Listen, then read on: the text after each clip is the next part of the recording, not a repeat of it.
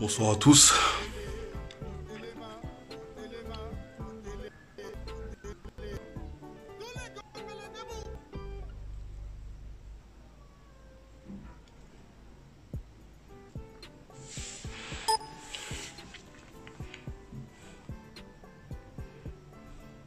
J'attends que les gens se connectent un peu. Bon. Il commence à y avoir quelques personnes qui se connectent. On va se parler de manière franche aujourd'hui. Et ça va être très brutal pour certains parce que je pense que jusqu'à aujourd'hui, j'ai pas voulu m'exprimer sur l'histoire du concert de Fally Ipupa. Il y a eu beaucoup de choses en fait qui sont faites sur les coulisses, en coulisses plutôt, excusez-moi. Et j'ai pas voulu en fait créer de la polémique parce que les frères qui sont derrière le concert, c'est des frères que je connais. C'est des frères que je connais très bien parce que j'ai été une des premières personnes à être sollicitée pour la réalisation de ce concert-là depuis le 1er juin 2019. Jusqu'aujourd'hui, j'ai pas voulu parler parce que voilà, je me suis dit, en face de moi, c'est des frères. Du moins, je les considérais comme des frères. Mais quand je vois en fait que nous autres utilisons en fait de méthodes de loyauté et que par derrière, des pseudo-frères utilisent notre gentillesse pour derrière se moquer de nous, là à un moment donné en fait c'est... Je suis gentil, j'ai pas l'habitude de faire ce genre de vidéo. De toute façon, même à la base, je suis pas quelqu'un qui aime faire des polémiques, même si certains pourraient croire le contraire. Mais mon but, en fait, c'est pas de faire des polémiques pour rien. Bon. Je vais vous expliquer, en fait, en rapide, je vais essayer d'être rapide, d'expliquer pourquoi est-ce que ce concert-là ne doit pas avoir lieu, pourquoi est-ce que le concert de Fally n'aura pas lieu. Parce qu'effectivement, il n'aura pas lieu. Pour commencer, aujourd'hui, on est arrivé à un point où vous voyez un peu des vidéos qui fusent de partout. Il y a des personnes qui font des vidéos d'intimidation, d'autres qui font des vidéos pour s'opposer au concert, et ainsi de suite. Ça fait qu'aujourd'hui, cette histoire de concert, en fait, crée une division qui ne doit pas avoir lieu dans notre communauté. Et nous autres, il y a à peu près 2 ans et demi de cela, on a en fait eu l'idée, particulièrement moi, parce que c'est moi qui ai été l'initiateur de cette idée-là, j'ai eu l'idée et j'ai fait en fait une proposition aux frères avec qui on était en collaboration. Je leur ai dit, vous savez quoi les frères, vous voyez cette histoire de concert là, à chaque fois ça fait bientôt depuis 2010, fin 2010, là on arrive en 2020, ça va bientôt faire 10 ans. À l'époque c'était en 2017, c'est-à-dire que c'était juste avant le concert l'annonce du concert de Fally Ipupa, et encore lui, et de Héritier Watanabe. J'avais proposé en fait cette idée-là aux frères en disant que, vous voyez comme les histoires de concert, c'est une question aujourd'hui qui divise grandement la communauté congolaise. Ce qu'on va essayer de faire, c'est quoi? C'est de trouver une solution pour désamorcer les conflits présents et à venir.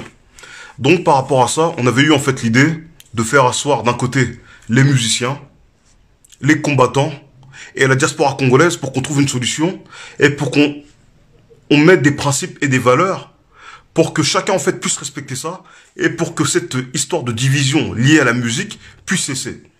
L'idée première en fait c'était celle-là.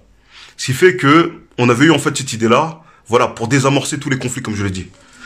Et maintenant quand il y a eu cette idée en fait de désamorçage et de charte qui devait être intégrée dans la diaspora congolaise, malheureusement en 2017, ça n'a pas pu être fait parce que à l'époque, on arrivait en fait à une année des élections. Normalement, les élections auraient dû avoir lieu en 2016 en RDC, et les élections n'ont pas pu se faire en fait à cette période-là. Ce qui fait qu'on s'est dit que, avant en fait de mettre cette histoire de charte et d'histoire de concert et qu'on trouve une solution entre les musiciens et les combattants, on va faire quoi? On va mettre une pause jusqu'à ce que les élections passent. C'est-à-dire que 2018 là, les élections de 2018.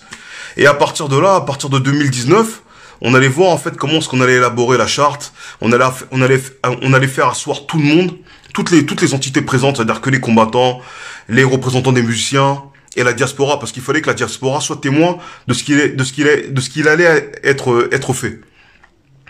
Maintenant, je me souviens il y a quelques mois, il y a des frères d'un groupe qui sont venus en fait m'appeler, et même ce jour-là je crois j'ai diffusé une vidéo sur internet où il y avait des policiers qui m'entouraient.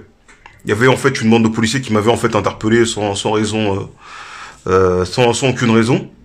Et ce jour-là j'avais rendez-vous avec les fameux frères pour que on puisse trouver, non du moins pour que eux ils m'expliquent l'idée qui était la leur, parce qu'ils devaient annoncer l'annonce du concert de Fally Ipupa du 28 février, depuis le 1er juin.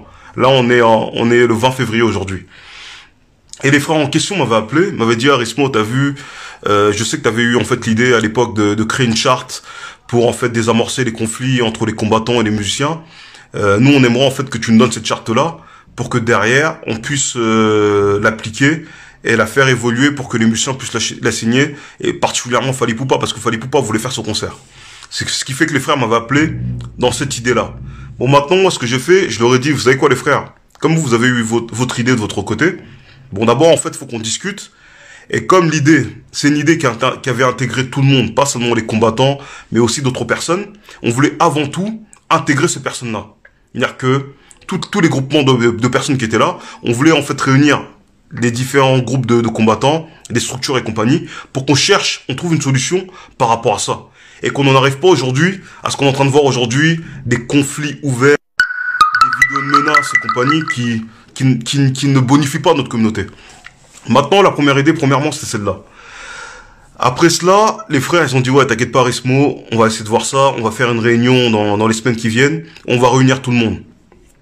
Maintenant, moi, bon, pensant en fait que les frères voulaient réunir tout le monde, j'ai appelé en fait les gens de mon équipe pour qu'on aille en fait à la réunion avec eux.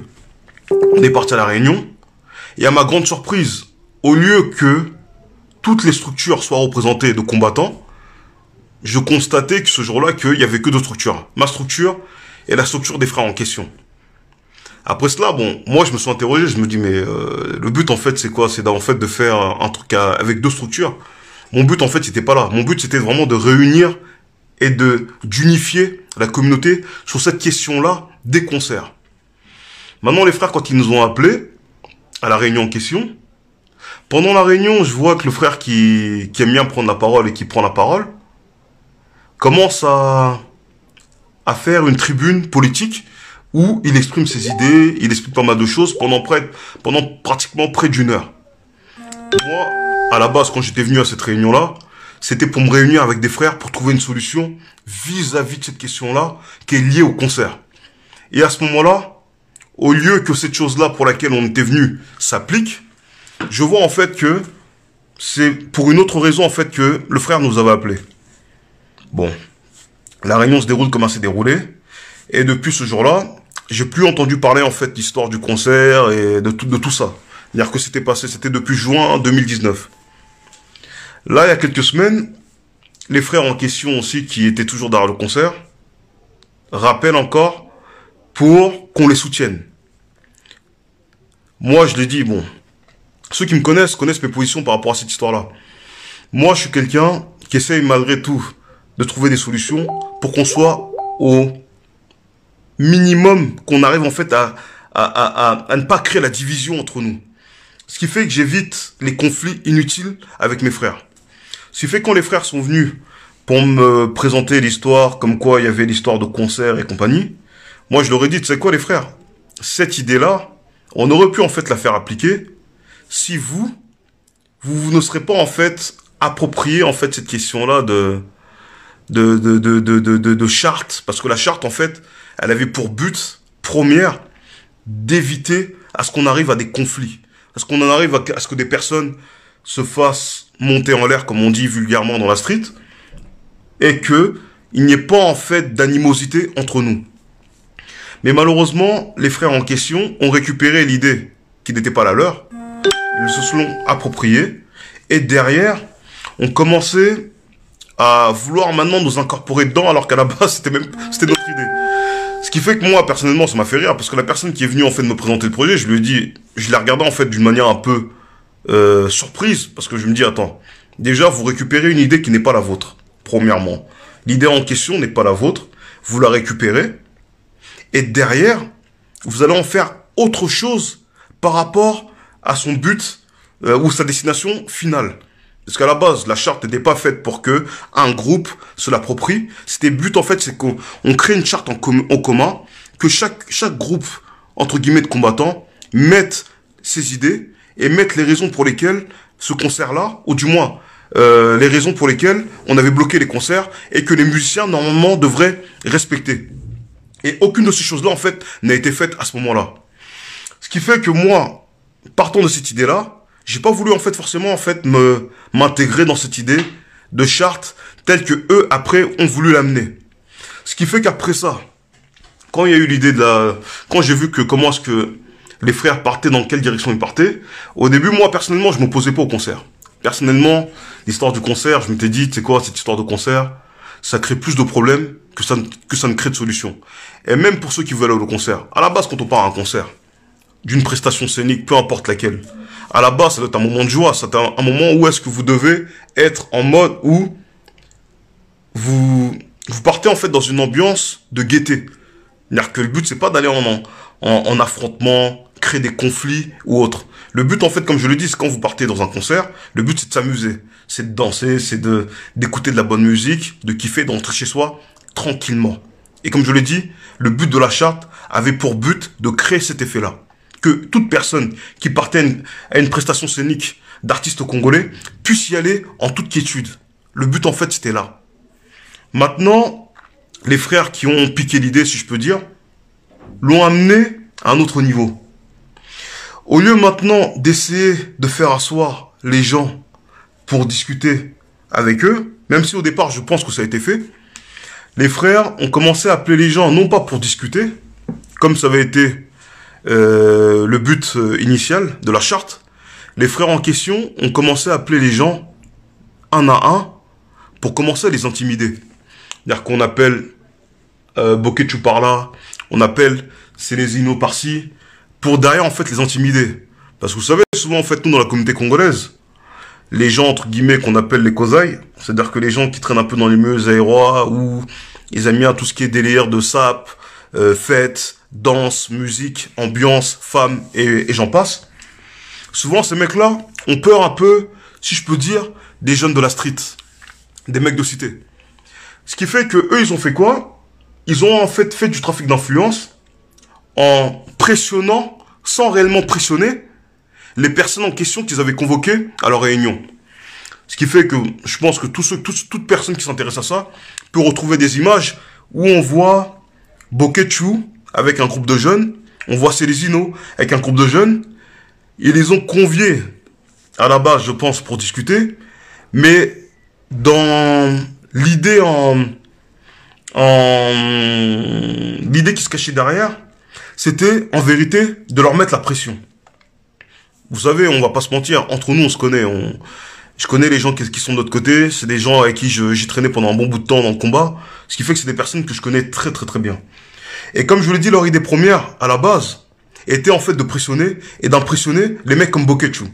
Ce qui fait que ils ont fait leur petite réunion, on a vu Boketchou ou Célésino, ils sont sortis de cette réunion-là, ils ont dit que oui, ils font pas de vidéos pour faire des appels au boycott du concert de Fally Ipupa et compagnie. Et ça a quasiment marché. Ça a quasiment marché. Mais le problème, c'est que derrière, ils avaient oublié que ce n'est pas Boketchou ou Célésino qui fait l'intégralité du combat. Le combat, en fait, appartient à énormément de personnes. Même des personnes forcément qu'on ne connaît pas, qui sont pas forcément affichées ou qui n'aiment pas faire de vidéos. Mais il faut savoir que le combat du Congo appartient à tout Congolais qui se sont concernés par rapport aux questions politiques du pays. Ce qui fait que c'est pas une question qui appartient à un groupe de personnes. Certaines personnes essayent de faire croire aux gens que le combat appartient simplement aux combattants. Je vais essayer de rappeler la mémoire à certaines personnes qui ne sauraient pas en fait que à la base, comme moi par exemple, j'ai commencé à militer pour le Congo. En février, je me souviens, c'était en février 2011. Quand j'ai commencé à combattre pour le Congo, à l'époque, le mouvement des combattants n'existait pas encore. À la base, on était des Congolais indignés par rapport à la situation du pays. En aucun cas, ça n'a été une histoire de combattants ou de je ne sais quoi. Ça n'existait pas encore à l'époque. Et c'est plus tard, comme les Congolais n'avaient aucune référence de militantisme dans leur pays, à part le groupement politique qu'on appelle l'UDPS, et qu'il y avait des militants qu'on appelait les combattants, comme nous autres étions politisés, les Congolais, à partir de ce moment-là, ont nommé le mouvement des indignés congolais de la diaspora combattants. Mais avant ça, quand on avait commencé, le mot combattant n'existait pas. Et pour en revenir un peu à l'histoire avec les frères, quand ils ont commencé à faire leur réunion où ils appelaient les gens pour les intimider et autres, ils avaient un but derrière la tête. Ils savaient très bien que, en voyant l'équipe qui était derrière eux, les gens allaient avoir peur. Parce qu'effectivement, un mec comme Célésino, c'est pas un mec qui a grandi dans les quartiers. C'est-à-dire qu'il connaît pas, il connaît les méthodes des mecs de quartier. Il connaît aussi d'un côté la violence que les mecs de quartier peuvent avoir. Et les frères, par derrière cette réunion-là, ont essayé de les mystifier. En leur faisant peur, en les intimidant, en leur montrant que si demain, vous faites des vidéos pour boycotter le concert de Fally, vous voyez derrière que nous, on est équipés, il y a des mecs derrière nous qui vont faire du sale. Ce qui fait que l'idée première de ces réunions-là était celle-ci. Maintenant, moi, comme je vous l'ai dit, au début, je voulais pas me prononcer par rapport à cette histoire parce que, comme je le disais, ça divisait trop la communauté congolaise. Et comme je suis quelqu'un qui essaye au maximum d'unifier et d'unifier et de solidariser la communauté congolaise, rentrer dans cette question-là, je savais très bien que ça allait faire des partisans d'un côté comme d'un autre. Et comme je voulais pas en fait forcément me prononcer pour créer encore plus de division dans la division, j'ai préféré me taire jusqu'à aujourd'hui. Mais quand j'ai commencé à voir l'attitude de certains frères avec qui on a commencé le combat, j'ai commencé à me poser des questions en fait sur leur réelle intention. J'ai commencé à voir des vidéos où on part en fait intimider des gens dans des endroits. Je vois après un frère à qui je témoignais beaucoup de respect commencer à faire des vidéos pour dire que les combattants, vous exagérez, vous commencez à taper des femmes. J'ai commencé à me poser la question de me demander, mais qu'est-ce que ces frères sont en train de faire? Quel est le but qui se cache derrière ces prises de position radicales vis-à-vis de leur ancienne faction? Parce qu'effectivement, les combattants sont devenus aujourd'hui leur ancienne faction. J'ai commencé à me poser des questions pour me demander, mais pourquoi est-ce que le frère fait ça? Parce qu'à la base, ceux qui avaient habitude d'user de ce genre de méthode contre les combattants, c'était les ennemis des combattants. Moi, aujourd'hui, certains vont dire, ouais, Rismo, il a changé, parce qu'aujourd'hui, Rismo, il se prononce moins, Rismo ci, Rismo ça. Je sais que il y a beaucoup de choses qui disent ça derrière mon dos. Beaucoup de gens parlent sur moi à longueur de temps. Même tous les jours, j'entends des rapports sur moi. Les gens disent que Rismo, il est parti au Congo, sous le gouvernement congolais. Il aurait pris de l'argent. Voilà parce qu'aujourd'hui, il y a un certain mutisme de la part de Rismo. Rismo ne parle plus. Je me dis, vous savez, hein, quand vous êtes une personne qui est plus ou moins connue, surtout de la part de la communauté noire, souvent les gens en fait aiment affabuler sur les autres. Ça c'est une chose que moi depuis que je suis devenu militant, j'en ai entendu des mûrs et des moins mûrs depuis le temps. Ce qui fait qu'aujourd'hui les gens en fait qui viennent parler sur moi, en vrai, j'en ai rien à cirer et ça m'intéresse même pas. Ce qui fait que même des fois, vous voyez, je peux rester même des fois des 2 mois où je m'exprime pas sur Facebook parce que je vois que vous donnez beaucoup d'énergie pour une communauté. Et vous voyez en fait que c'est les mêmes personnes pour qui vous sacrifiez votre vie, derrière se mettent à vous insulter et autres. Et je vais pas vous mentir, moi je suis pas quelqu'un en fait qu'on peut en fait atteindre facilement, mais vous savez j'ai un seuil de tolérance qui est comme tout le monde, qui est limité. Quand je suis avec des personnes à qui je donne beaucoup, énormément, et que je vois que ces personnes-là à qui j'ai donné beaucoup viennent me trahissent, à un moment donné, ma tolérance à une certaine limite. Et comme pour en revenir encore à l'histoire du concert, les frères en question qui ont commencé à faire ce qu'ils ont fait, il y a quelques jours, il y a même pas une semaine de cela, samedi dernier, au vu en fait du comportement des frères que je vous ai cité tout à l'heure, de faire des vidéos de menaces, d'intimider les gens et compagnie, il y a des frères qui m'ont appelé pour me demander, me demander moi ce que j'en pensais par rapport à cette affaire-là.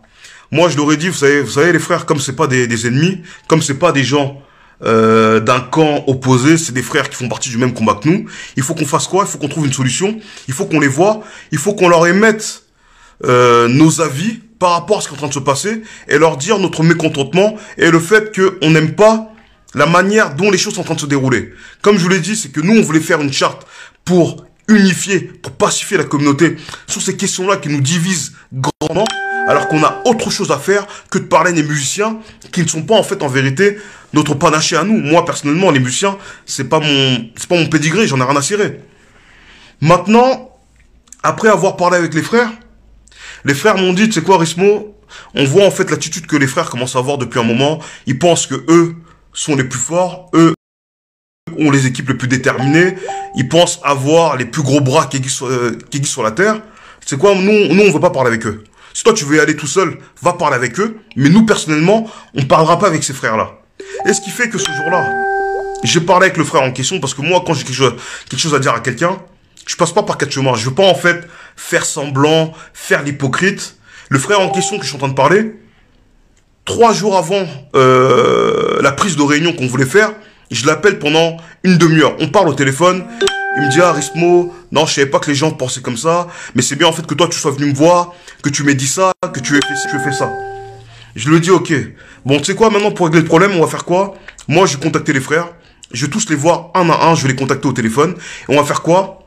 On va voir en fait comment est-ce qu'on peut résoudre, comment est-ce qu'on peut trouver une solution qui devrait en fait, contenter tout le monde. Pour pas qu'il y ait de perdants, parce que le but c'est pas d'humilier les gens. On trouve une solution pour que chacun sorte de manière digne de ce problème-là en fait qui existe devant nous. Ce qui fait que j'ai appelé les frères, j'ai commencé à les voir, j'ai parlé, j'en ai appelé un, j'en ai appelé un deuxième, j'en ai appelé un troisième. Il y en avait un ou deux qui étaient dès le départ réticents, ils disaient, tu sais quoi, moi ces frères-là, pour moi aujourd'hui je les considère même plus comme des frères. C'est-à-dire que si toi, comme je l'ai dit, si toi tu veux y aller, tu y vas, mais moi personnellement, j'irai pas. J'ai tout fait pour convaincre ce frère-là de venir et de parler avec ces frères-là. Un jour ou 2 jours avant, on a vu une chose personnellement qui nous avait choqué. Quand on a vu cette chose-là, moi je me suis dit, bon, je vais essayer de tirer un trait sur ça et voir en fait sur quoi on peut s'entendre et sur quoi on peut trouver une solution par rapport à cette histoire de concert. Parce que comme je le dis, moi mon but dès le départ c'était quoi? C'est pas arriver le 28 février qu'on arrive à une histoire de concert où il y a des confrontations, où les gens s'entretuent et autres. On a d'autres choses à régler. Tous les jours, dans notre pays, dans notre continent, l'Afrique, et particulièrement au Congo, il y a des gens qui meurent. Il suffit juste de voir l'actualité à Beni, dans le Nord Kivu, pour voir que des centaines de personnes sont massacrées quasiment chaque jour. Moi, personnellement, j'en souffre de ça. Personnellement, le fait que je vois des gens, je vois les informations depuis près de 10 ans, des gens qui meurent régulièrement, de manière journalière. Et comme je suis quelqu'un qui est réactionnaire et sanguin des fois, je veux pas en fait péter un plomb. Je me dis, si je vois trop d'images comme ça, à un moment donné, je vais péter un plomb. Et je me connais, je sais que je peux faire une dinguerie. Pour éviter d'en arriver à là, je me suis dit, je vais pas trop en fait m'attaquer dans cette question-là. Ce qui fait que quand il y a eu l'histoire du concert, je me suis dit, on va d'abord prôner avant tout le dialogue avec les frères en question. On va essayer de trouver une solution à l'amiable entre nous pour trouver un moyen de désamorcer le conflit et pour pas en fait que demain, après ce que il y a un avant-concert. Mais il faut savoir que aussi il y aura un après-concert. Et moi, je voulais préparer le terrain pour que après le concert, qu'il n'y ait pas des rancunes, qu'il n'y ait pas en fait des animosités, qui commencent à avoir des équipes qui se créent de gauche à droite et qu'on s'entretue entre nous. Parce qu'à la fin, les seuls qui vont être perdants dans cette affaire-là, ça sera nous. Mais quand j'ai vu l'attitude que les frères pouvaient avoir par rapport à cette histoire de concert, je me suis dit, tu sais quoi, les frères sont en train d'exagérer, on va essayer quand même de trouver une solution. Ce qui fait que le samedi dernier, j'ai oublié on était de combien, le 15, je crois que samedi 15, j'ai fait quoi?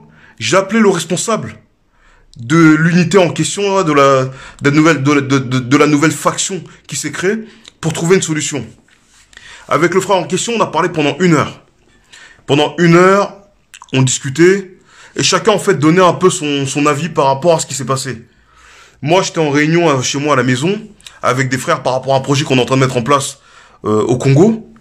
Et durant cette réunion-là, j'en ai profité parce qu'il y avait des frères qui étaient là, qui étaient aussi mécontents des frères en question. Et on a commencé à parler un peu de cette question-là de concert. Et, non, avec le frère plutôt, excusez-moi. On a commencé à parler avec le frère qui était en fait responsable de cette unité-là. On a parlé avec lui, on lui a dit les choses telles qu'on pensait. On lui a dit, tu sais quoi, pour mener à bien, à la base, cette idée-là de charte qui devait en fait désamorcer les conflits, cette charte-là devait être menée par des personnes qui sont connues et qui sont reconnues par les combattants. Et non pas par des personnes que l'on ne connaît pas, qui sortent de nulle part pour venir présenter ce projet-là aux combattants. Parce que moi, je connais les combattants. Je sais que les combattants sont des personnes qui sont peu malléables et sont des personnes qui sont très difficiles. Et pour pouvoir en fait toucher les combattants, nous autres avons adopté avec d'autres frères, comme Teddy, Namit, on avait adopté en fait une stratégie pour pouvoir en fait mener cette idée-là, ce projet-là à bien. Pour ne pas en fait créer des conflits, pour ne pas en fait arriver à des confrontations. Donc c'est-à-dire qu'on avait en fait cherché toutes les solutions et toutes les pistes pour que demain, on n'arrive pas à ce qu'il y ait confrontation et que demain peut-être il y ait un mort d'un côté ou d'un autre. Parce que ces histoires-là, peut-être pour ceux qui ne sont pas congolais, ne comprennent pas, mais l'histoire des concerts prend une dimension dans notre communauté que vous ne pouvez même pas imaginer. Et ça déchaîne les passions à un niveau qui fait que quand vous êtes conscient de tout cela, vous prenez en fait en mesure, l'importance de cette question-là. Et malheureusement, les frères qui ont voulu en fait mener à bien cette histoire de charte n'ont pas pris en fait la mesure. Ils n'ont pas pris la mesure de cette idée-là et ils l'ont mené un peu de n'importe quelle manière. Et ce qui fait qu'aujourd'hui, vous voyez toutes les tensions qui existent actuellement dans la communauté congolaise, où vous voyez des gens qui se préparent, parce que j'ai entendu que pour le 28 février, il y a des personnes qui ont réuni des équipes pour venir taper des membres de leur communauté.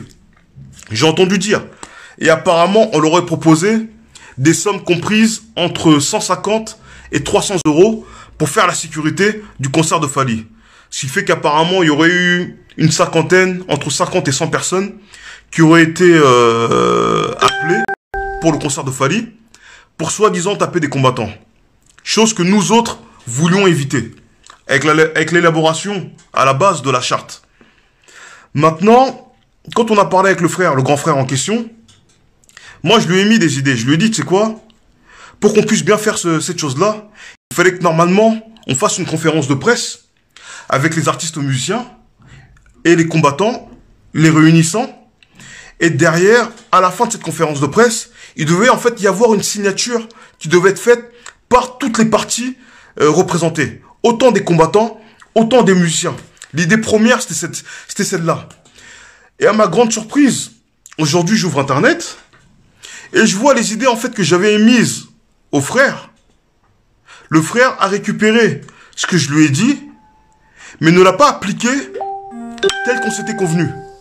Ce qui fait que je vois déjà premièrement, quand l'idée de la charte a été dérobée par le groupe en question, j'ai pas voulu parler. Je me suis dit, bon, vous pouvez avoir une idée, hein, comme je dis, même si vous êtes, on va dire, l'instigateur ou l'élaborateur d'une idée, si vous-même ne la mettez pas en application, d'autres personnes peuvent venir prendre votre idée et la mettre à votre place.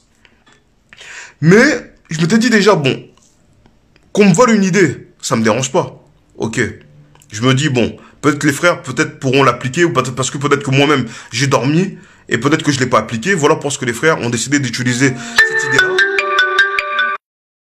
Excusez-moi, cette idée-là, et que peut-être eux pourront l'appliquer à meilleur escient que moi-même.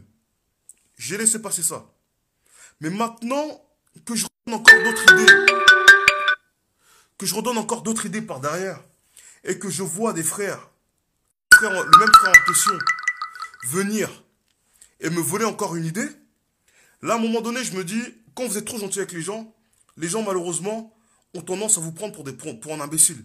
Comme j'ai montré mes dents, j'ai souri, j'étais en mode pacifique avec ces personnes-là ont cru en fait que j'étais faible. Ils ont dit, ah, Rismo, il est devenu faible aujourd'hui, il ne communique plus, Rismo, il fait plus de vidéos sur Internet, Rismo, il fait plus de statut sur Facebook, donc ce qui fait qu'aujourd'hui, on va pouvoir en fait le monter dessus. Mais je vais vous dire, hein, sachez que le silence n'est pas une forme de faiblesse. C'est pas parce qu'on s'exprime pas que forcément on ne voit pas. Moi, je suis très, très observateur. J'observe avant souvent de me prononcer. Et c'est rare que vous me voyez en fait venir faire des coups de gueule, venir parler sur les uns sur les autres. C'est-à-dire que si vous avez réussi à me faire dépasser mes principes, parce que moi je suis quelqu'un à la base de principes où je me dis, j'attaque pas mes frères en public. J'évite au maximum, comme je vous l'ai dit, j'évite au maximum d'attaquer mes frères. Mais quand je vois des frères dépasser certaines limites, à un moment donné, je me dis là, il n'y a plus le choix. Et là, à partir de là, il faut en fait prendre position. Quitte à se diviser, quitte à être en problème avec ces gens-là, là, à partir de là, on prend position. Et là, aujourd'hui, en voyant ce qui s'est passé aujourd'hui, j'ai décidé de prendre position par rapport à ces questions-là de concert. Moi, je suis quelqu'un, hein, pour ceux qui ne le savent pas, je parle très bien avec l'artiste Fally Ipupa. Le jour de mon retour du Congo, le lundi 8 ou 9 septembre, j'ai croisé Fally Ipupa à l'aéroport Charles de Gaulle. On s'est croisés, lui et moi, on était dans le même avion, j'étais même pas au courant que j'étais dans le même avion que lui. Et quand il m'a vu, il était étonné de me voir, il me dit « Ah, Rismo, tu viens du Congo ?» Je lui dis « Ouais, c'est mon premier voyage au Congo. » Donc il a dit « Ah, c'est bien, t'es venu au Congo, et ainsi de suite. » On a parlé de tout et n'importe quoi. Pourtant, à ce moment-là, quand j'avais vu Fally Ipupa, j'étais déjà au courant qu'il voulait organiser un concert. Depuis 2 mois à l'avance. Et j'étais pas venu en fait l'invectiver pour lui dire « Ah, mais Fally, pourquoi est-ce que tu fais un concert? C'est très bien que ça va créer des problèmes et compagnie. » Je parlais avec lui en toute fraternité, parce que je le considère comme un frère. Ce qui fait qu'après, voilà, les choses sont passées telles qu'elles sont passées. Je suis pas venu pour faire des vidéos, pour essayer d'engrainer les gens, à faire telle chose, telle chose. Vous savez, hein, depuis quasiment septembre, j'ai eu énormément de sollicitations de la part d'énormément de personnes. Beaucoup de gens, en fait, sont venus, en fait, pour essayer de communiquer avec moi, pour dire ses raisons. Et il y a des gens qui sont venus me contacter pour l'histoire du concert de Fally, et m'ont même proposé de l'argent pour que moi, j'assure, entre guillemets, la sécurité du concert de Fally. Toutes les personnes qui sont venues me voir, à chaque fois, je les ai envoyées à une fin de non-recevoir. Pour leur dire que moi, cette histoire-là, personnellement, ça m'intéresse pas. Ça m'intéresse pas de venir toucher de l'argent pour venir faire du mal aux miens. Parce que moi, je me considère avant tout comme un défenseur du peuple noir. Ce qui fait que moi-même, Rismo Congo, je peux pas venir demain prendre une position qui pourra en fait, d'une manière ou d'une autre, nuire à ma propre communauté. Parce que, quand on me voit avant tout, je suis africain, et après ça, je suis congolais. Ce qui fait que toute chose qui pourrait ne pas porter intérêt à ma communauté congolaise, je ne rentrerai jamais dedans. Je ne pourrai jamais trahir mon peuple pour de l'argent, pour des biens matériels, pour une femme, pour un privilège quelconque. Ça, c'est mes convictions à moi. Et ceux qui me connaissent depuis des années savent que Rismo est un homme de conviction avant tout. C'est-à-dire que personne ne pourra venir me corrompre d'une manière quelconque. Ça ne marchera jamais avec moi. Ce qui fait, comme je vous l'ai dit, beaucoup de frères sont venus me voir depuis septembre pour essayer de voir ma position, pour essayer de voir si j'étais corruptible. Mais ces frères-là, à chaque fois, je les ai envoyés paître. Ce qui fait qu'il y a quelques semaines, quand on est revenu me voir pour me proposer tel deal ou tel deal, moi j'ai dit personnellement, ces histoires-là ne m'intéressent pas. Parce que, il faut savoir que, dans la vie, vous savez la crédibilité. Quand les gens vous font confiance, moi aujourd'hui, quand je marche dans la rue, je vois chaque jour quasiment, quand des fois je suis en voiture, ou quand des fois je peux me retrouver dans des endroits où la communauté passe souvent, des gens m'interpellent des fois. Des fois on me bloque pendant des 1 heure du temps, des fois même pendant des 2 ou 3 heures. Je prends mon temps, même des fois quand j'ai des choses à faire, je dois des fois aller voir la famille, je dois aller voir ma mère, je dois aller voir ma grand-mère. Des fois, toutes ces choses-là pour communiquer avec les gens qui viennent me voir, qui viennent me parler soit du combat, soit du militantisme pour l'Afrique ou du Congo. Moi, personnellement, ça me fait plaisir de venir parler avec ces gens-là. Et comme je vous l'ai dit, cet honneur que les gens me donnent, de me faire confiance et venir me parler de ces choses-là, vous savez même pas en fait à quel point des fois ça me fait plaisir.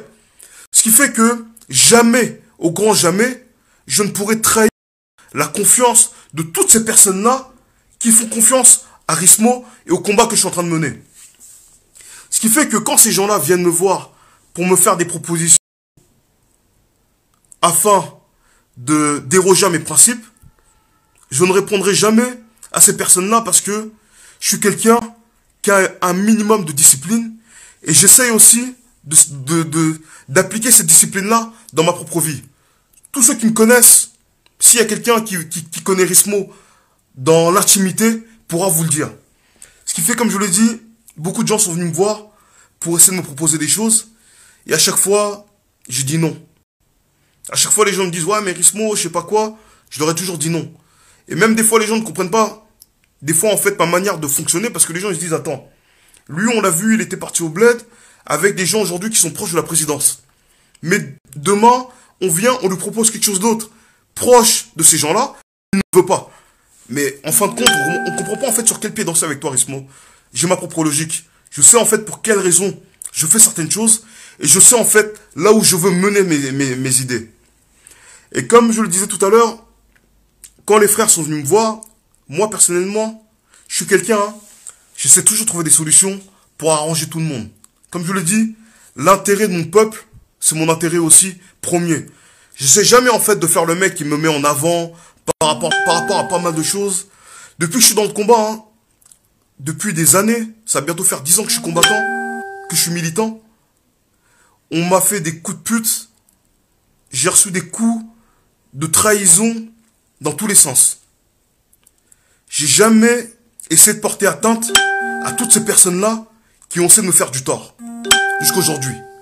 Mais à un moment donné, comme je vous l'ai dit, on est des êtres humains. Et à un moment donné, on a des limites.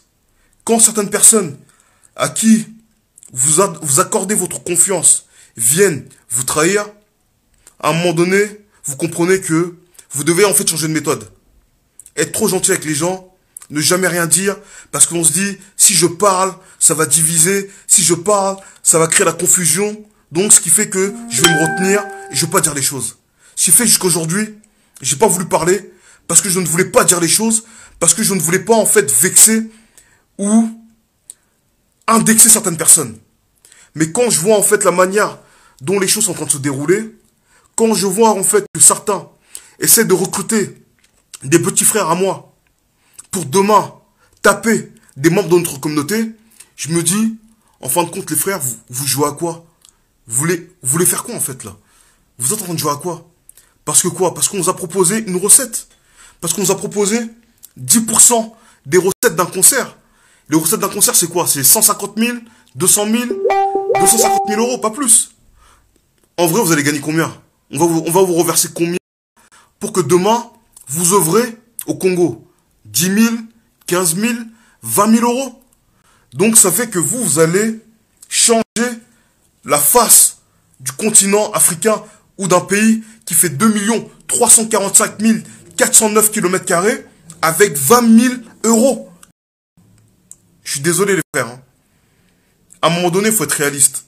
Quand on essaie de faire en fait un projet, faut aussi voir en fait, il faut voir aussi d'un côté si on a les épaules ou la capacité pour mener à bien ce projet. 20, 25 000 euros ne vous permettra de ne pas faire quelque chose de grand au Congo. Il faut le savoir ça. Moi, je suis parti au Congo. Hein. J'ai vu l'énormité de la tâche qui nous incombe dans ce pays-là. Je peux vous le dire, hein, c'est pas avec 20 000 euros que vous allez changer la face du Congo.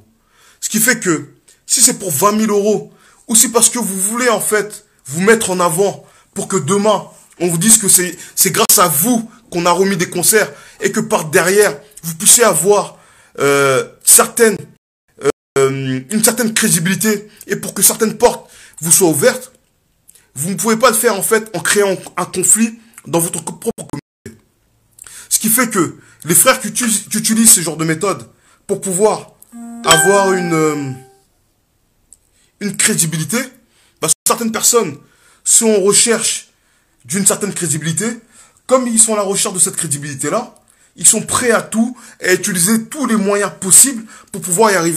Parce qu'ils veulent que demain, être les personnes qui vont être les représentants de la communauté, ou même du peuple congolais, donc ils sont prêts à, s'il le faut même, à déglinguer des personnes et à user de la violence pour pouvoir arriver à leur fin. Moi, je dis une chose à ces personnes-là. Si demain, tu as des projections politiques, si demain, tu as envie d'être une personne respectée, utilise aussi des méthodes respectables pour pouvoir te faire respecter. Mais utilisez les méthodes que vous utilisez aujourd'hui, voler les idées des autres, créer des conflits entre nous, alors que les conflits ne serviront à rien et ne serviront certainement pas l'intérêt du Congo. Utiliser ces méthodes-là, personnellement, moi je pense que vous êtes des personnes qui êtes mal intentionnées. Vous serez mal intentionné, vous ne serez pas mal intentionné. Vous aurez fait appel à tous les frères. Vous aurez réuni une conférence avec les frères. Vous aurez cherché à chercher une concertation, la discussion, qu'on prenne la parole les uns avec les autres, qu'on apaise les tensions. Mais tout ce que vous avez fait, c'est quoi jusqu'à maintenant? C'est de mettre de l'huile sur le feu, continuer de faire des choses qui provoquent les uns et les autres. Ce qui fait qu'aujourd'hui, bon nombre de personnes qui vous considèrent comme des frères aujourd'hui ne vous considèrent plus que comme des ennemis parce que vous avez utilisé des méthodes que nos ennemis, à la base, utilisent contre nous. Et que ça me fait personnellement du mal que j'ai marché avec certains frères pendant des années. Même si derrière, je sais qu'il n'y a pas forcément une mauvaise idée parce que je pense que derrière toutes ces choses-là, il y a des manipulateurs. Et les manipulateurs ont intérêt à ce que demain, il y ait des divisions. Les manipulateurs, c'est des personnes là qui ont des paroles qui sont douces à l'oreille, des paroles qui vous font croire que on cherche à unifier, on cherche à désamorcer les conflits, mais en vérité, la seule chose qu'on cherche, c'est quoi? C'est se mettre en avant. Ces personnes-là,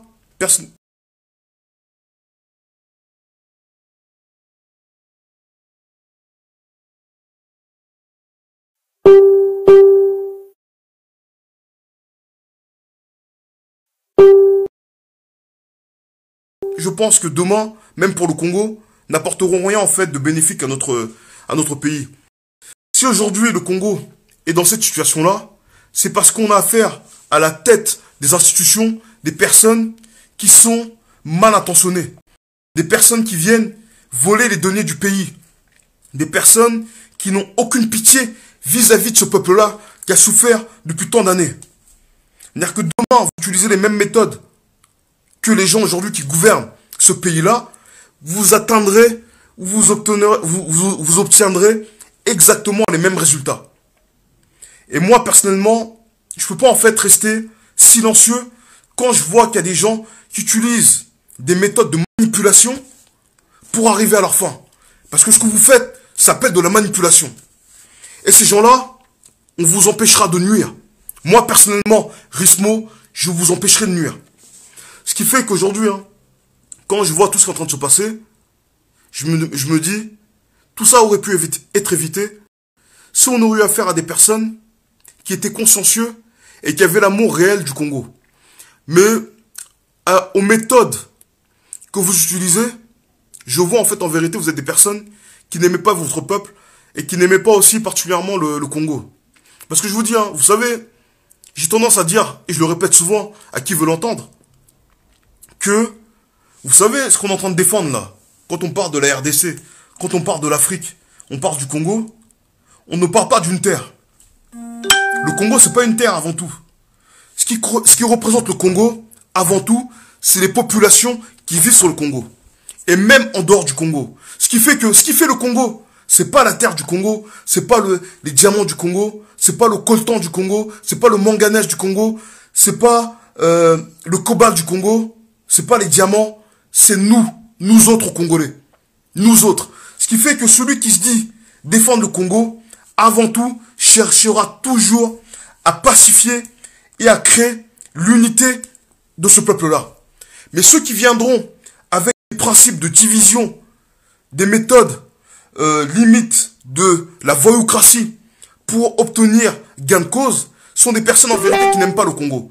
Si vous aimerez vraiment le Congo comme vous le prétendez, vous chercherez à, comme je l'ai dit, désamorcer tous les conflits qu'on est en train de voir. Et depuis que les conflits ont commencé, tout ce que je suis en train de voir, c'est quoi?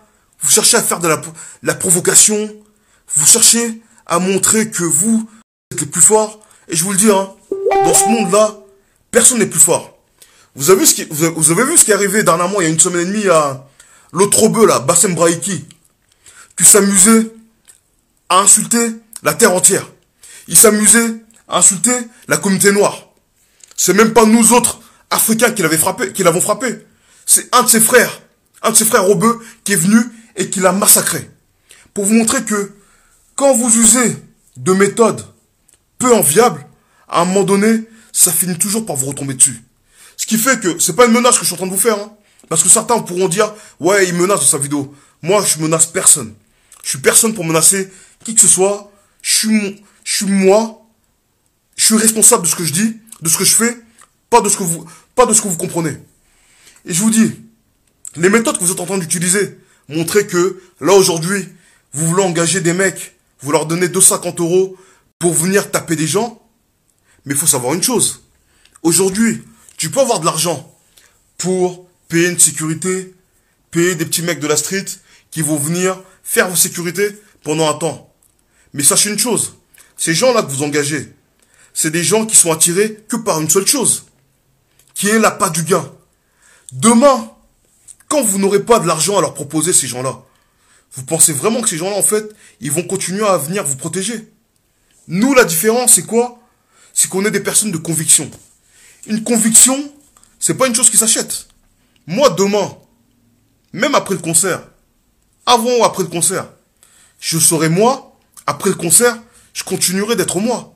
Je ne jouerai pas un rôle, je ne ferai pas semblant devant les gens, parce que c'est moi. Vous autres demain qui avez payé des gens pour faire du mal à vos propres frères et à vos propres sœurs, il faut savoir que la roue pourrait tourner. Et les personnes à qui vous avez fait du mal, excusez-moi, peut-être que vous ne savez pas. Ces personnes-là aussi ont des enfants. Ces personnes-là aussi ont des gens de leur famille qui viennent aussi des mêmes endroits que les mecs que vous avez engagés pour leur faire du mal. Quand ces jeunes-là maintenant vont vouloir en fait s'unir, s'organiser pour faire du mal, que pensez-vous qui va arriver? Que pensez-vous qui va arriver? Les gens en question vont s'organiser et vont faire du sale. Et à ce moment-là, personne ne sera là pour pleurer pour vous. Personne. Je vais vous le dire. Hein. Personne ne sera là pour vous mettre à votre chevet, pour pleurer. Oh, les pauvres frères, ils sont fait frapper. Les gens se souviendront que vous avez attisé la haine, vous avez semé la graine de la division. Les gens se souviendront de tout ça. Et à ce moment-là, tous vos ennemis, j'ai bien dit, hein, tous vos ennemis sortiront du bois. Et à ce moment-là, vous n'aurez que vos yeux pour pleurer. Ce qui fait que, ce que vous êtes en train de faire, je vais vous dire une chose, hein. Il n'est pas trop tard. Vous avez encore le temps. Il reste encore une semaine avant qu'il y ait cette fameuse prestation scénique. Il vous reste encore une semaine pour essayer de corriger toutes les fautes que vous avez pu faire depuis que vous avez commencé votre communication désastreuse. Il vous reste une semaine. Pendant cette semaine qui vous reste, il est vendredi aujourd'hui, c'est vendredi prochain. Essayez de faire tout en sorte d'amener à ce que les gens aillent dans un esprit d'apaisement. Le concert, tel qu'il est parti, comme je l'ai dit, quand dès le départ, les bases d'une chose sont mauvaises, le résultat malheureusement aussi est mauvais. Essayez de faire en sorte de communiquer. Moi j'ai dit, je pense que j'ai parlé avec toi, je pense que tu te reconnaîtras. Je vais pas citer ton nom pour te faire une mauvaise pub ou autre. Je t'avais dit une chose. Il n'est pas trop tard. Appelle Fally, vois avec lui. Moi, je te propose une option, qui est celle-ci. Pour que tout le monde, en fait, s'en tire sans perdre la face. Appelle Fally. Vu les choses, comment est-ce que les choses sont en train de se dérouler, et vu comment est-ce que ça risque de mal se passer le vendredi 28 février, appelle Fally Ipupa. Dis-lui, tu sais quoi, Fally, par rapport à toutes les tensions qu'on peut voir dans la communauté, et par rapport au mécontentement des frères et sœurs dans la communauté, viens, on fait quoi? Tu reportes ton concert. Tu ne l'annules pas, tu le reportes. Qu'on trouve une solution avant tout pour chercher à désamorcer le conflit. On fait asseoir toutes les parties. Les combattants, la diaspora congolaise et vous autres les musiciens. Pas seulement toi, Fally Ipupa, mais tous les musiciens. On crée une concertation entre nous. On signe à la fin de cette concertation-là une charte qu'on aura élaborée en commun. Une fois que cette charte-là a été élaborée, vous venez, vous autres musiciens ou vos représentants, vous venez, vous signez. Les mouvements des combattants, les représentants des mouvements des combattants, ils viennent, ils signent. Pour que la diaspora soit témoin, on amène aussi des organisations de la diaspora. Eux aussi, ils viennent, ils signent. On fait une concertation tripartite avec chacun des signataires. S'il y a 10 mouvements des combattants qui devront représenter les combattants pour être signataires de cette charte-là, on sera 10 mouvements de combattants à signer cela. S'il doit y avoir 10 représentants des musiciens qui doivent venir pour signer cette charte-là, vous serez 10 représentants de musiciens. S'il doit y avoir 10 représentations de la diaspora qui doivent signer en tant que témoins, 10 représentations de la diaspora congolaise viendront pour signer la charte. Une fois qu'on a signé cette charte-là, là maintenant, on va se convenir entre nous pour qu'il y ait à partir de cette date-là, autorisation pour qu'il y ait des concerts. Mais tant que ce n'est pas le cas, tant que c'est mené de cette manière-là, il faut savoir que les concerts n'auront pas lieu. Comme je vous l'ai dit, moi au départ, je ne voulais pas m'opposer à cette histoire de concert. Et je vais vous dire une chose. Pour ceux qui veulent venir de manière violente, pour empêcher ceux qui viendront boycotter, il faut savoir une chose. Pour boycotter un concert, il y a diverses manières. Moi, je suis militant. Depuis des années maintenant, bientôt 10 ans, je connais la méthode de la police. Je sais comment est-ce que les CRS, les gendarmes mobiles, agissent. Pour faire annuler un concert, vous savez, on a différentes voies et moyens, même des moyens non violents, pour pouvoir y arriver. Pour bloquer le concert, on n'a même pas besoin d'user de violence vis-à-vis des gens ou vis-à-vis de l'organisation. Il y a des méthodes simples qu'on peut appliquer pour bloquer ce concert-là. Et je peux vous le dire que si, derrière, vous n'essayez pas de vous ravir et n'essayez pas de trouver une solution pour que ce concert-là soit non pas interrompu, mais mis en stand-by, on utilisera toutes les voies possibles et inimaginables pour empêcher, pour que ce concert-là puisse avoir lieu. Je vous l'ai dit, moi à la base, je n'étais pas contre l'organisation de ce concert-là. Mais je vois de la manière dont c'est mené, comment c'est en train de créer des conflits, comment certains essaient d'intimider les uns et les autres. Là, à partir de là, je me dis, tu sais quoi, je vais prendre position. Et quand je vais prendre position, je vais appeler tous les anciens du combat, toutes les personnes avec qui on avait créé JCK. On va trouver des solutions, des voies et moyens. Et je peux vous dire que le concert en question, moi je vous le dis, si je me mets dans cette chose-là, vous allez vous mettre dans la merde, vous allez vous mettre un sacré caillou dans la chaussure. Parce que pour moi, je vais devenir votre plus grosse pierre dans votre chaussure. Et je vous le dis, trouvez une solution, mettez en stand-by cette histoire de concert. On n'annule pas, comme je l'ai dit. Il n'est pas annulé. On va le reporter. On va le reporter. Jusqu'à ce qu'on trouve une solution avec la diaspora congolaise, les combattants et les musiciens. Une fois qu'on a trouvé cette solution-là, si demain Fally, il veut faire sa prestation scénique, personne ne viendra l'empêcher de faire sa prestation. Une fois qu'on a trouvé une solution entre nous. Le but de la charte était celle-là. Les idées que je suis en train d'indiquer aujourd'hui, c'était ça l'idée de la charte. Pas telle que vous l'avez menée. Pas telle que la conférence de presse que je viens de voir avec Fally Ipupa. Et comment est-ce que vous l'avez fait? Ce n'était pas ça l'idée. Vous avez mal orienté cette idée-là. C'est ça qui m'a mis en colère. Et j'ai vu en fait que toutes les idées que on est en train de vous donner, au lieu de venir d'appeler les personnes qui sont à la base de l'élaboration de ces idées-là, vous venez et vous volez leurs idées. Et derrière, vous allez les appliquer derrière leur dos. Et derrière, vous commencez à vous gratifier de certaines choses. Vous mettez des costards et ainsi de suite. Ça, c'est fini, ça. On a vu comment est-ce que les politiciens se comportent au Congo. On ne vous laissera pas non plus utiliser les mêmes méthodes. Ça, c'est terminé. Je vous l'ai dit. Reportez le concert. On cherche une solution d'ici là. On va faire asseoir toutes les parties pour que cette histoire de concert puisse trouver une solution à l'amiable pour tout le monde. On va trouver une solution entre nous, mais derrière, ce concert-là, pour le 28 février, je vous mens pas, hein, il va pas avoir lieu.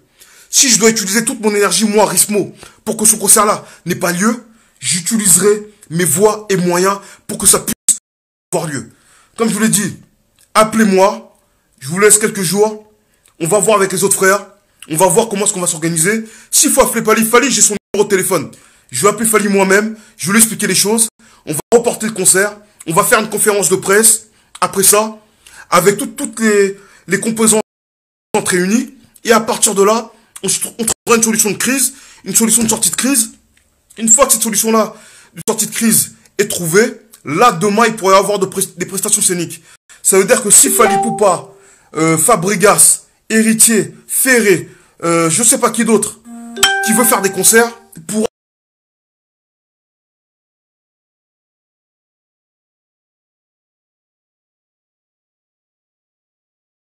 le faire une fois qu'on aura trouvé une solution à l'amiable entre les entités des combattants, entre la diaspora congolaise et les représentants des musiciens. Mais pas de cette manière-là. On veut pas que un concert se fasse de cette manière-là. Parce que demain, si quelqu'un meurt à cause de cette histoire de concert, que ce soit du côté des combattants ou du côté de ceux qui veulent aller au concert, vous serez les premiers responsables. Le premier responsable de cela, avant tout, sera Fally Ipupa. Les deuxièmes responsables seront ceux qui auront appuyé cette histoire de concert. Parce que on ne part pas dans un concert comme si on partait à une guerre. Même pour ceux qui veulent. Mais quelle idée vous partez dans un concert où vous savez qu'il va y avoir des tensions, les policiers vont tirer des gaz lacrymogènes, des gens dehors vont se faire taper. On ne part pas dans un concert dans ces... Soyez un peu responsables. Il faut que notre communauté devienne responsable sur certaines questions. Mais qui peut aller dans un concert dans ces conditions-là? Soyez responsables, mes frères. Donc, comme je vous l'ai dit, moi, j'ai trouvé des solutions de sortie de crise. Ceux qui voudront m'écouter, m'écoutent. Ceux qui ne voudront pas nous écouter, on ira jusqu'au bout. Et je peux vous dire que dans ces conditions-là, aujourd'hui, le concert n'aura pas lieu. Vous montez, que vous descendez, le concert... Nous aussi, on va faire un appel à tous les petits jeunes qui s'intéressent au Congo. Tous les gens qui sont épris et qui veulent lutter contre la corruption. Parce que ce que vous êtes en train de faire là, c'est quoi? Vous êtes l'esprit des gens. L'esprit à la base de personnes qui étaient animées de volonté sincère. Et aujourd'hui, vous venez soudoyer, de corrompre des gens pour qu'un concert ait lieu. Non. Vous n'userez pas des mêmes méthodes que les politiciens qui ont divisé, qui créent aujourd'hui le bordel dans notre pays. Cette histoire-là ne marchera pas. Donc, vous avez une semaine.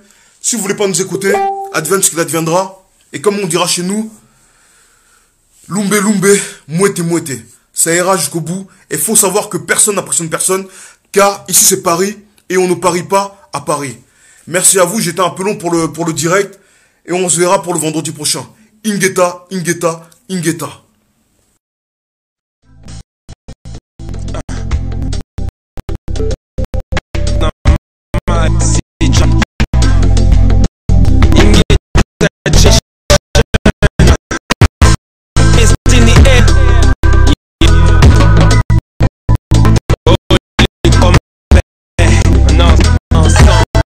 Pas le temps, stop net par le mépris pour le rendre sénavant. On nous fume fumier de la con à de l'apocalypse. Nous charlons, s'entend à toujours et au colon attendez les dédicaces à Sorbilel. Facebook au pays des reptiliens, on renoncera pour de nos pères africains. C'est gosse que nous dans l'oboko. Ration martyr, mais parler, c'est pour mes filles que je lutte. Elikia Nankolo, Nakolo, attendez, Nakozon, Moka Congo, Ingeta. À nos situations qui durent, censées être provisoires, dans une souffrance morale qui tue, annulant nos efforts. La route est longue, on tient le coup. Bien laissé, car tout que vend vanité. Le béton, le déclassement social malgré le diplôme en téfron. T'as du taf d'office avec ton diplôme en concert et sans compter sur la fameuse deuxième langue nationale. Everyday I'm hustling, on cherche du taf, on fils, mon tombe sur l'intérim. Hitler au pays, mais qu'il est Kotimaï. Sauve les apparences à nous de sauver leur pays. Nous sommes la raison pour laquelle nos aïeux ont existé. Honorons les mêmes dans l'humiliation où ils cesseront d'exister. Nous avons les raisons de croire encore et d'espérer. Nous sommes le sel de la terre et la pointe de nos épées. À nos situations qui durent, censées être provisoires, dans une souffrance morale qui dure, annulant nos efforts. La route on tient le bout, de laisser aller, car tout n'est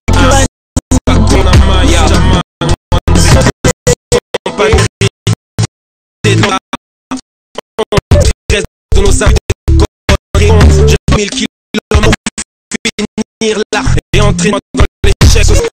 Mais qui ont aidé à leur porter moyen vivre bon étendu intact, adoucir ma vôtre. On vous aime mes axes, vos sessions du quelques en train de battre. Ces situations où l'on vient, où l'on est, qui passe à nos situations qui durent, censées histoire, dans une souffrance morale qui dure. La route est contient le bout.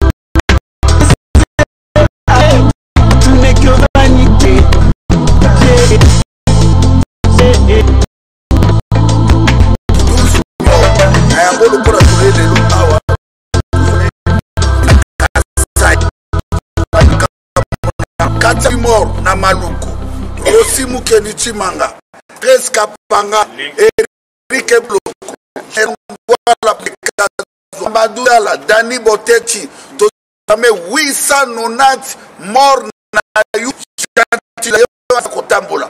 Tozako réclamé 160 passagers Oyo. L'exitambe Monsaki Modo de la Kindu Batoba Koufaki. Félix Tulo Sekendile Erere. Bazate bituma o ezali bangala te ya baluba ya basoite ya Kongo te kambo bana te ezali kambo feke na bena biso kondima il est pour des solo du na be roi tout oui tout 85 millions Canada Vitamere Moïse Rwanda Deo Morongiza Rwanda Disengini Rwanda Janet Kanami Mole Minene Rwanda